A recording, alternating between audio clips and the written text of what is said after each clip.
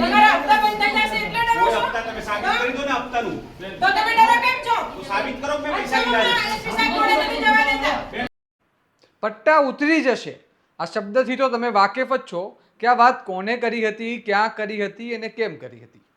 હા, તમે સમજી ગયા. આ વાત વાવ થરાદમાં જિગ્નેશ મેવાણીએ શિવનગરમાં કરી હતી અને શિવનગર પોલીસ સ્ટેશનમાં મહિલાઓ સાથે જઈને એસપીનો અને સ્થાનિક પોલીસનો ઉધડો પણ લીધો હતો. કારણ કે મહિલાઓને ફરિયાદ હતી કે તેમના શિવનગરમાં ખુલ્લેઆમ દારૂ અને ડ્રગ્સ વેચાય છે. તે મામલે હોબાળો મચ્યા બાદ હવે ફરીવાર દારૂ મામલે શિવનગરમાં મહિલાઓએ હોબાળો મચાવ્યો છે અને પોલીસ વડાને રજૂઆત કરી છે. શું છે સમગ્ર મામલો? આવો વિગતે વાત કરીએ આ અહેવાલમાં. નમસ્કાર, હું ચિરાગ વર્ષાબેન. આપ જોઈ રહ્યા છો સ્વમાન. ચૂંટણીના માહોલ વચ્ચે ગેરકાયદેસર દારૂના વેચાણનો મુદ્દો ફરી એકવાર ઉગ્ર બન્યો છે અને આ વખતે મહિલાઓએ જ મોરચો સંભાળી પોલીસ તંત્ર સામે સીધી લડતનો સંકેત આપ્યો છે. વાવ થરાદના શિવનગર વિસ્તારમાં દારૂના વેચાણથી કંટાળેલી મહિલાઓ મોટી સંખ્યામાં એસપી કચેરીએ પહોંચી તેમને હલ્લાબોલ કર્યો અને ગેરકાયદેસર દારૂના ધંધા સામે કડક કાર્યવાહી કરવાની માંગ સાથે આવેદનપત્ર પણ આપ્યું છે. મહિલાઓએ આક્ષેપ કર્યો કે અગાઉ પણ વડગામના ધારાસભ્ય દ્વારા આ જ મુદ્દે એસપી કચેરીનો ઘેરાવ કરવામાં આવ્યો હતો, જેના કારણે થોડા સમય માટે દારૂનું વેચાણ બંધ થયું હતું, પરંતુ માત્ર એક જ દિવસ બાદ ફરીથી દારૂનો વેપાર ધમધમતો થયો છે. કોંગ્રેસના મહિલા આગેવાને ગંભીર આક્ષેપ કરતા જણાવ્યું કે હાલ ચાલી રહેલી ચૂંટણીઓ દરમિયાન વોર્ડ નંબર 1 અને વોર્ડ નંબર 5માં ખુલ્લેઆમ દેશી તેમજ વિદેશી દારૂ વેચાઈ રહ્યું છે અને તેમાં ભાજપ સાથે સંકળાયેલા લોકોની સંડોવણી હોવાનો પણ દાવો કર્યો છે.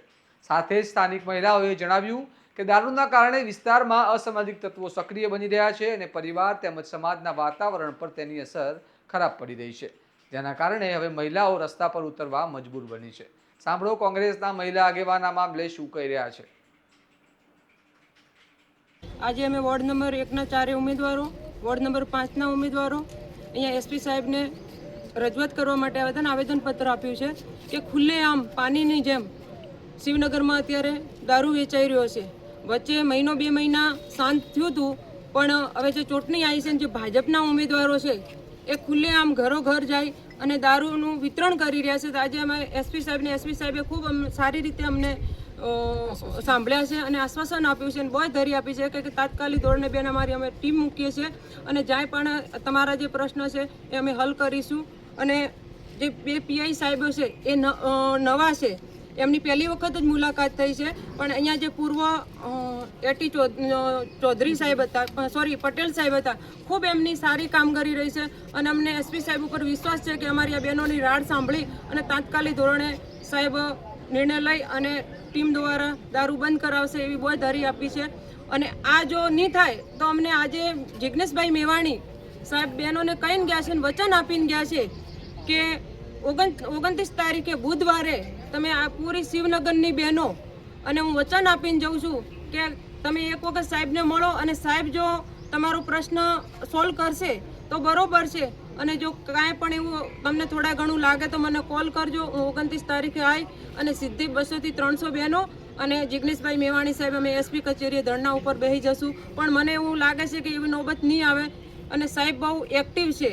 તો સાહેબે આજે અમને આશ્વાસન આપ્યું છે અને જે બોય ધરી આપી છે એટલે અમને થોડોક વિશ્વાસ છે, પણ જોઈશું હવે શું થાય છે.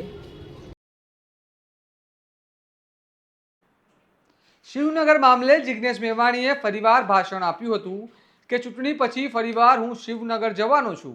આ દરમિયાન આ ઘટના મામલાને વધુ ઉગ્ર બનાવી રહી છે.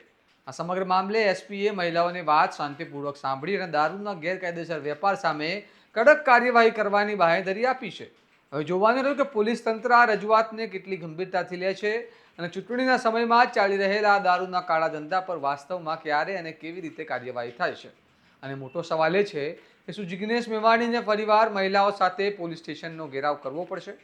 આ મામલે તમારું શું માનવું છે અમને કમેન્ટમાં જણાવો અને આ પ્રકારના વિશ્લેષણવાળા સમાચાર માટે તમારા સ્વમાનને લાઇક, શેર અને સબસ્ક્રાઇબ કરવાનું ભૂલતા નહીં. નમસ્કાર.